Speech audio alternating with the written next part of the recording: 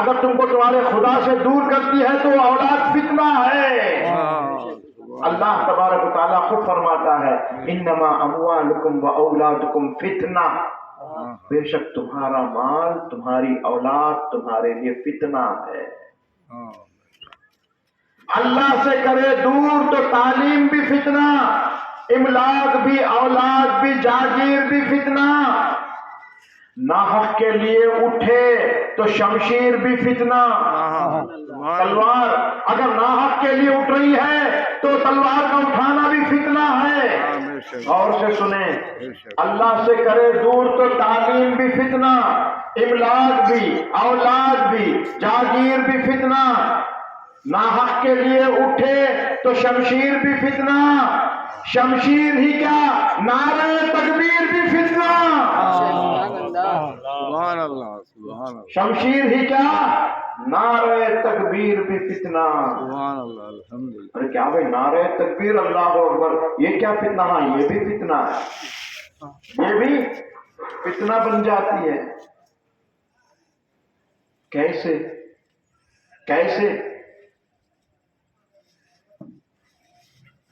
جتنے بھی بدعقیدہ جماعت ہیں، جتنی بھی بدعقیدہ جماعتیں ہیں، وہ شیطان کے نام پر تمہیں نہیں بلاتے، اللہ کے نام پر ہی بلاتے ہیں۔ بے شک ہے یا نہیں؟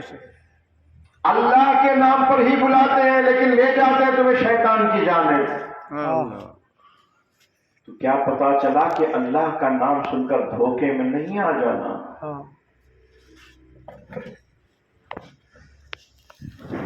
یا حسین کہتے ہیں، اس میں کیا فتنہ ہے؟ ہاں بالکل۔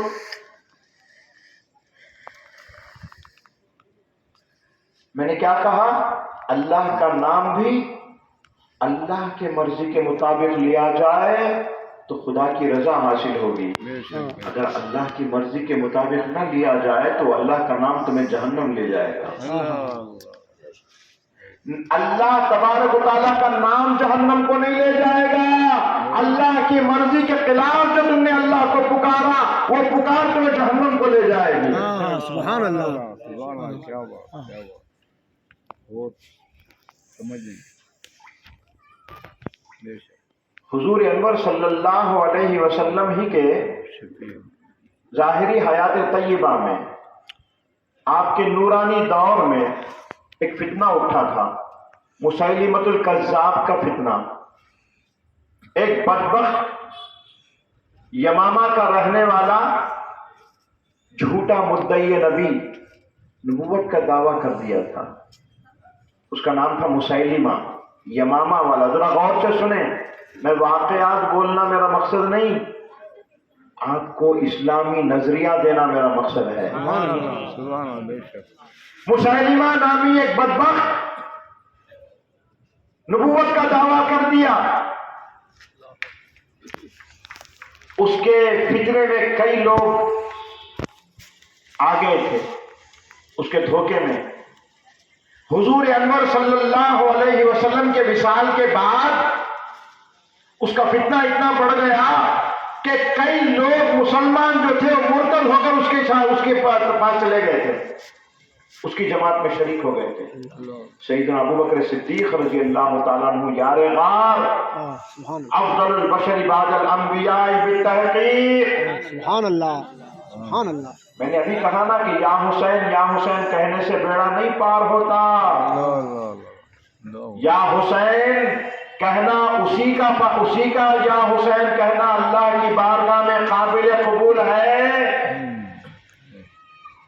جو پہلے یا صدیق کہے، یا عمر کہے، یا عثمان کہے، یا علی کہے، یا حسن کہے، یا حسین کہے، سبحان اللہ سبحان اللہ۔ صرف یا حسین کہنا کافی نہیں ہے، امام عالی مقام سے جن کا مقام اعلیٰ و افضل ہے ان کو بھی پکارے اور ان کو بھی پکارے۔ سبحان اللہ۔ تو مسیلمۃ الکذاب یمامہ والا، حجاز کا، مدینے سے قریب فتنہ اٹھا ہے۔ آقا کریم علیہ الصلوۃ والسلام کے وصال پاک کے بعد کئی لوگ مرتد ہو گئے، اس کی جماعت میں شریک ہو گئے، تو فتنہ جی بڑھتا گیا تو سیدنا ابو بکر صدیق رضی اللہ تعالیٰ عنہ، کون ہیں آپ؟ کون ہیں آپ؟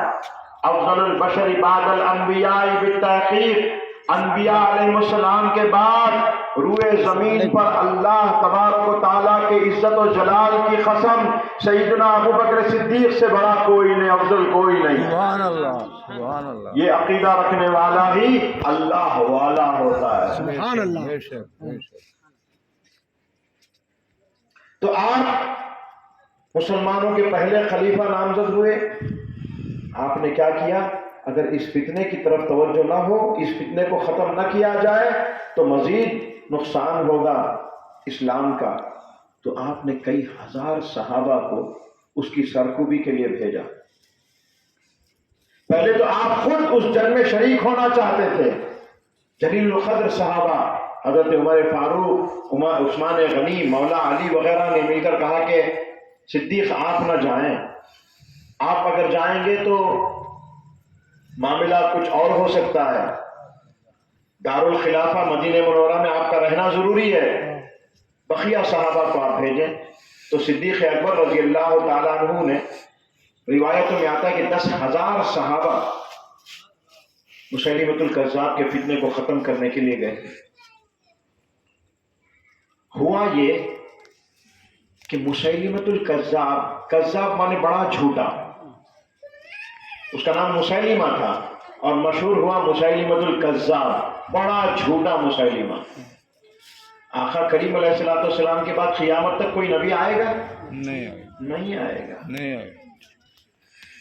میں نے کہا نا کہ اللہ اللہ کہنا بھی اسی کا بارگاہ الہی میں قبول ہے جس کا طریقہ مصطفیٰ کا طریقہ ہو۔ سبحان اللہ، اللہ سبحان اکبر، اللہ۔ سبحان اللہ، سبحان اللہ، بے شک۔ ایک مرتد جماعت ہے، مرتد مانے جو اسلام سے پھر گئے، جہنمی ہو گئے، جن کا جہنمی ہونا یقینی ہے، جن کو خارج اسلام سمجھنا جاننا آپ پر لازم ہے، وہ بدبخت جماعت ہے قادیانی۔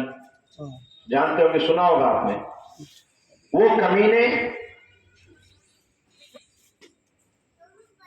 مغربی طاقتوں کا اعلی کار ایک بنا تھا، مرزا غلام احمد قادیانی، انگریزوں کا پالکڑا تھا، ان کا اعلی کار تھا، تو انہوں نے اس کو فنڈنگ کی تو نبوت کا دعویٰ کر دیا۔ آج بھی اس کے ماننے والے ہیں، مرتد، جہنمی، مردود، کافر سے بدتر، مشرک سے بدتر، لیکن وہ بھی لا الہ الا اللہ محمد رسول اللہ ہی کلمہ پڑھتے ہیں۔ تو کیا ان کا کلمہ ان کو جنت لے جائے گا؟ نہیں۔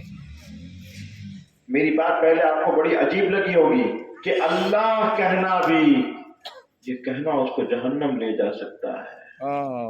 کیا بات، کیا بات، کیوں؟ سمجھ نہیں۔ اسی کا اللہ کہنا قابل قبول ہے جو مصطفیٰ کے بتائے ہوئے طریقے سے اللہ کہے۔ سبحان اللہ، سبحان اللہ۔ جس کے ہاتھ سے مصطفیٰ جان رحمت کا دامن چھوٹ گیا، سمجھو اس کا سب کچھ چھوٹ گیا، ہر خیر سے وہ محروم ہو گیا، دنیا بھی اس کی برباد ہے، آخرت بھی اس کی تاراج ہے۔ بے شک، بے شک۔ تو وہ بھی نماز پڑھتے ہیں، قرآن پڑھتے ہیں، یہی قرآن جو ہمارے گھروں میں، ہماری مسجدوں میں، ہمارے مدرسوں میں، ہماری خانقاہوں میں، ہماری درگاہوں میں، یہی قرآن ہے قادیانیوں کے پاس، کوئی اور قرآن نہیں، وہ بھی قرآن پڑھتے ہیں۔ ایک بات تو سن کر آپ حیران ہو جائیں گے، ان کا نماز کا طریقہ حنفی طریقے سے نماز پڑھتے ہیں۔ ہاں، کوئی جان نہیں سکے گا کہ وہ مسلمان ہے یا مرتد ہے، نام بھی ہمارے جیسے، محمد عبد الرحمن جی،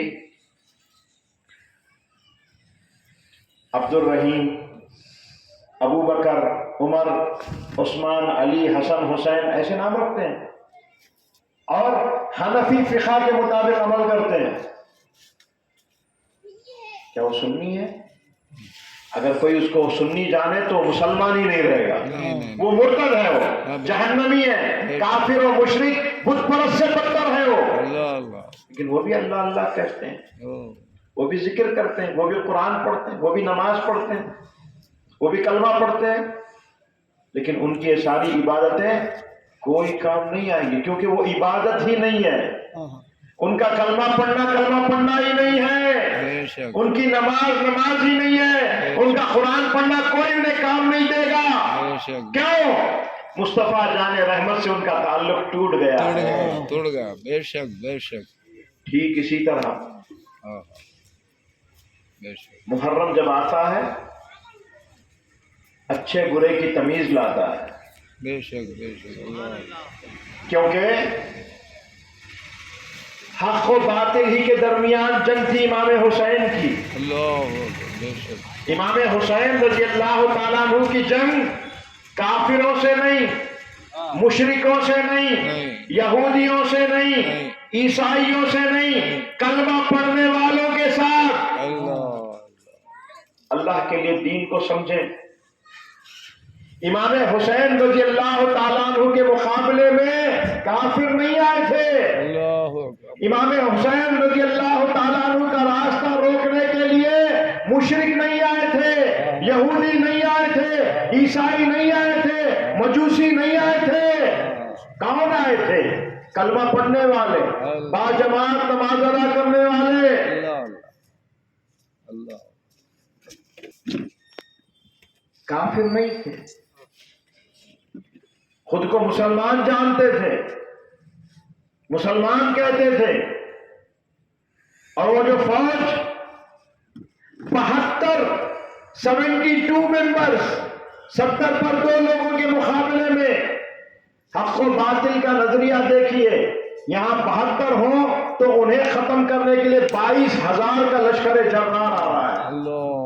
कहां 22,000 फौजी और कहां 72। अल्लाह क्या जी आज भी कई लोग हैं नादानी में कह देते हैं, देखिए ना वो जमात हजारों लोग थे, वहां लाखों लोग थे, अगर वो गलत होते तो इतने लोग जमा होते क्या? अरे मारी क्या करबला नहीं देखा? 72 थे नबीजादे, आले रसूल अहले बैत अतार के, उनमें भी बहुत कम बखिया जानिसार थे इमाम हुसैन के, 70 पर 2 थे, सुभान अल्लाह। और मुकाबले में 22,000 आ गए। अल्लाह ये बताने के लिए कि जमात की कसरत हक पर दलालत नहीं करती। सुभान अल्लाह। थोड़े भी हो हक पर हो तो वो हुसैनी होंगे। तो इमाम आली मकाम इमाम हुसैन रजी अल्लाह ताला अन्हु का मुकाबला काफिरों से नहीं, मुशरिकों से नहीं, मुर्तदों से नहीं, यहूदियों से नहीं, ईसाइयों से नहीं, मुसलमान कहलाने वालों से, मुसलमान कहलाने वालों से। यहां ईमान और कुफ्र की जंग नहीं, इस्लाम और शिर्क की जंग नहीं, यहां नजरिए की जंग थी, नजरिए की जंग थी, ओपिनियन की जंग थी, स्कूल ऑफ थॉट की जंग थी।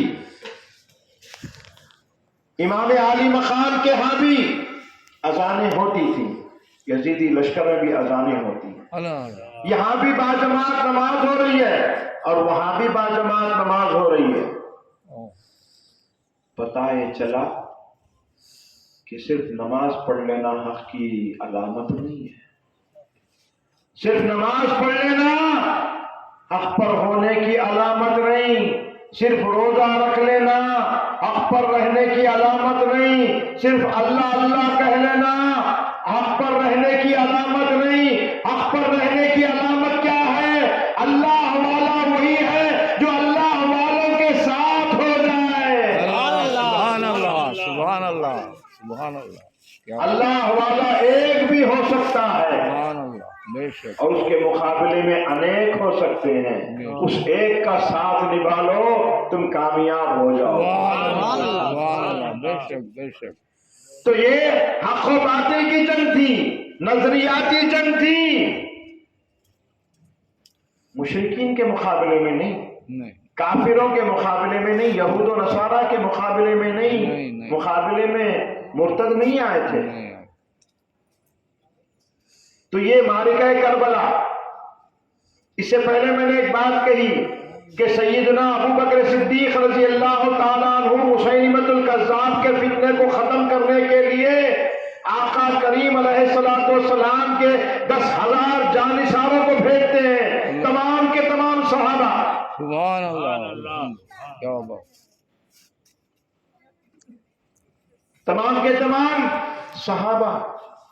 جب جنگ شروع ہوئی تو اس کے بھی ماننے والے ہزاروں میں تھے، بڑی سخت جنگ تھی۔ تو ایک موقع ایسا آیا، مؤرخین کہتے ہیں کہ صحابہ کے پیر اکھڑنے لگے۔ اللہ اکبر۔ اللہ اکبر ہوا یہ کہ صحابہ کی جماعت، نورانی جماعت، اللہ اکبر جن کا ہر ایک فرد سراپا حق ہے، سبحان اللہ یہاں بھی نعرہ تکبیر، وہاں بھی نعرہ تکبیر۔ اللہ اللہ میں نے ابھی کہا نا، بے شک کیا بات اللہ سے کرے دور تو تعلیم بھی فتنہ، املاک بھی، اولاد بھی، جاگیر بھی فتنہ، ناحق کے لیے اٹھے تو شمشیر بھی فتنہ، شمشیر ہی کیا، نعرہ تکبیر بھی فتنہ۔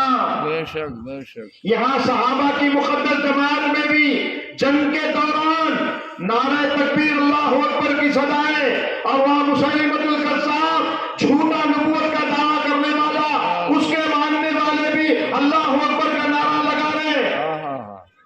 امتیاز ختم ہو گیا، صحابہ کئی مرتبہ تلواریں روکنے لگے کہ سامنے صحابی آ گیا، وہ بھی نعرہ بلند کر رہا ہے، اور وہاں مرتد ہے وہ بھی نعرہ بلند کر رہا ہے۔ اللہ شوشو پڑھنے پڑ گئے، اور اس صحابہ کی فوج کی قیادت کر رہے سپہ سالار ہے خالد بن ولید رضی اللہ تعالیٰ عنہ۔ اللہ اکبر۔ تو صحابہ آ کر جمع ہو گئے، خالد یہ کیا کیا جائے کہ مرتد مسیلمۃ الکذاب کے ماننے والے بھی اللہ اکبر کا نعرہ لگا رہے، اور ہم صحابہ ہم بھی اللہ اکبر کا نعرہ لگا رہے، وہاں بھی امامہ ہے، یہاں بھی امامہ ہے، وہاں بھی داڑیاں ہیں، یہاں بھی داڑیاں ہیں، وہاں بھی لمبے لمبے بڑے بڑے جبے ہیں، یہاں بھی جبے ہیں، وہ بھی عربی ہیں، یہ بھی عربی ہیں، وہ بھی حجازی ہیں، یہ بھی حجازی ہے، کیا جائے؟ اللہ کیا بات اگر تلوار روک لیں فتنہ قائم رہے گا، تلوار چلائیں صحابہ کے ناحق شہید ہونے کا امکان ہے، کیا کیا جائے؟ کون ہے خالد؟ آقا نے کہا کہ خالد سیف من سیوف اللہ، خالد اللہ کی تلواروں میں کی ایک تلوار ہے۔ کئی جنگیں خالد بن ولید رضی اللہ تعالیٰ عنہ نے جیتی۔ تاریخ بتاتی ہے کہ ادھر 10,000 مسلمان ہیں تو ادھر لاکھوں کافر، مولی گاجر کی طرح کاٹ دیا آپ نے۔ ایک ایک جنگ میں کئی تلواریں ٹوٹ گئی خالد بن ولید رضی اللہ تعالیٰ عنہ کے دستے مبارک سے۔ لیکن جب آپ کے موت کا وقت قریب آیا تو آپ کے ایک دوست کو بلاتے ہیں، بلا کر اپنا جسم دکھاتے ہیں، جسم کا کوئی ایک ایسا حصہ باقی نہیں جہاں زخم کے نشان نہ ہو، روتے ہوئے کہتے ہیں کہ اے میرے دوست، مجھے شہادت کا جام پینے کا بڑا شوق تھا، اتنی جنگیں لڑا، کافروں کے اندر گھس گیا، صفے کی صفے چیرتا ہوا، لیکن میں شہادت نہیں پایا۔ مجھے افسوس ہے کہ میرے موت کا وقت قریب آ گیا ہے، مجھے طبعی موت میسر ہوگی، میدان جنگ میں شہید ہونے کی کہ جو تمنا تھی وہ تمنا ادھوری رہ گئی۔ تو دوست کہتے کہ خالد، رسول اللہ نے تمہیں اللہ کی تلوار کہا ہے، کیسے کوئی اللہ کی تلوار کو کافر کی تلوار کاٹ سکتی ہے؟ وہ خالد، مشورہ کیا ہوا؟ خالد بن ولید رضی اللہ تعالیٰ عنہ نے مشورہ دیا، وہ بھی اللہ اکبر کا نعرہ لگا رہے، ہم بھی اللہ اکبر کا نعرہ لگا رہے، فرق مٹ گیا ہے، سمجھنے میں اپنا کون ہے پرایا کون ہے، چلو ایک اور نعرہ لگاؤ۔ اللہ کے نعرے کے مقابلے میں وہاں اللہ اکبر ہے تو یہاں سبحان اللہ بولنا چاہیے، الحمدللہ بولنا چاہیے، ہے نا؟ یا رحمان بولنا چاہیے، یا رحیم بولنا چاہیے، یہی بات ہے نا؟ خالد کہتے ہیں نہیں، اللہ کے مقابلے میں، اللہ والوں کے مقابلے میں اگر کوئی اللہ کا نام بلند کرے تو اس کی قید اللہ کے نام سے نہیں، رسول اللہ کے نام سے ہوتی ہے۔ سبحان اللہ سبحان اللہ۔ یہ عقیدہ ہم اہل سنت کا ہے اور ہمیں صحابہ سے ملا ہے جی۔ ہم یا رسول اللہ کہتے ہیں ایسے ہی نہیں، صحابہ نے جو کہا وہی کہتے تھے۔ سبحان اللہ سبحان اللہ۔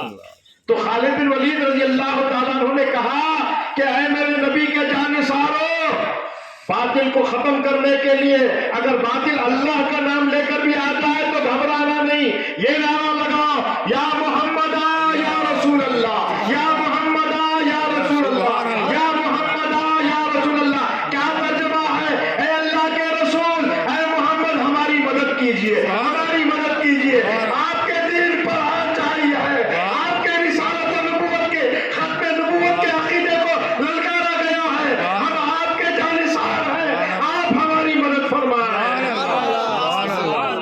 رسول اللہ سے مدد طلب کرنا سنیوں کی بدعت نہیں، صحابہ کی سنت ہے، سبحان اللہ صحابہ کی سنت ہے۔ سبحان اللہ۔ کیا بات کیا بات۔ تو سنیوں، اللہ کے نام پر دھوکہ نہیں کھانا، جو اللہ کا نام دے لیتا ہے اس سے کہنا کہ یا رسول اللہ بول، تب جا کے ہم مانیں گے۔ صرف یا رسول اللہ نہیں، خالد بن ولید رضی اللہ تعالیٰ کو تو رسول اللہ سے مدد مانگنے کو کہا ہے۔ کیسے حال میں صحابہ کے پیر اکھڑ رہے تھے، مسیلمۃ الکذاب کے مرتدین غالب ہو رہے تھے، ایسے مشکل کے وقت اللہ تو مدد کر، صحابہ نے نہیں کہا بے شک بے شک سبحان اللہ دین کو سمجھو، آؤ میرے سامنے، بے شک۔ اعتراض ہو تو۔ نہیں بہت سخت حق ہے۔ سبحان اللہ صحابہ نے مشکل میں اللہ کو پکارنا تھا نا، یا رسول اللہ کو پکارا جا رہا ہے، اللہ سبحان اللہ سبحان اللہ۔ کیونکہ وہاں اللہ کی وحدانیت کا مقابلہ نہیں تھا، بے شک بے شک وحدانیت الہیہ کو ثابت کرنے کا مقام نہیں تھا، رسول اللہ کی ختم نبوت کو ثابت کرنا تھا۔ یا رسول اللہ سے مدد مانگنا بھی جائز ہے، سبحان اللہ صحابہ کی سنت ہے۔ بے شک بے شک تاریخ پڑھیں آپ، یا محمد یا رسول اللہ، یا محمد یا رسول اللہ۔ اے اللہ کے رسول کب؟ رسول اللہ کے وصال کے بعد۔ رسول اللہ نہ جنگ میں ہے نہ مدینے میں ہے، قبر شریف میں ہے۔ خالد بن ولید کا ایمان کیا ہے؟ میرا رسول بظاہر مرا ہے، حقیقت میں وہ جنگ میں بھی ہمارے ساتھ ہے، صرف ساتھ ہی نہیں ہمارا مددگار ہے۔ ہوا یہ کہ تاریخ کی آنکھوں سے تاریخ نے اپنی آنکھوں سے دیکھا، جو یہ نعرہ لگا سبحان مرتدین کے پیر اکھڑنے لگے، مولی گاجر کی طرح کاٹ کے رکھ دیا گیا، اللہ اللہ سارا فتنہ ختم ہو گیا۔ سبحان اللہ کہتے ہیں کہ 10,000 سے زیادہ تھے مرتدین، ایک بھی نہیں بچا، سب کو ختم کر دیا گیا۔ سبحان اللہ یہ ہے یا رسول اللہ کے نعرے کا اثر۔ اللہ سبحان اللہ سبحان ہم بھی بولتے ہیں المدد یا رسول اللہ، بولیے المدد یا رسول اللہ، المدد یا رسول اللہ، المدد یا رسول اللہ۔ ہم سنی ہیں اور عقیدہ ڈنڈے کی چوٹ پہ بیان کرنا، چھپ چھپ کے نہیں۔ سبحان اللہ سبحان اللہ۔ ہم اپنوں میں جو بیان کرتے ہیں وہی علی اعلان کرتے ہیں۔ ہاں رسول اللہ سے مدد مانگنا صحابہ کی سنت ہے۔ بے شک حق ہے۔ تاریخ پڑھیں، احادیث پڑھیں جی۔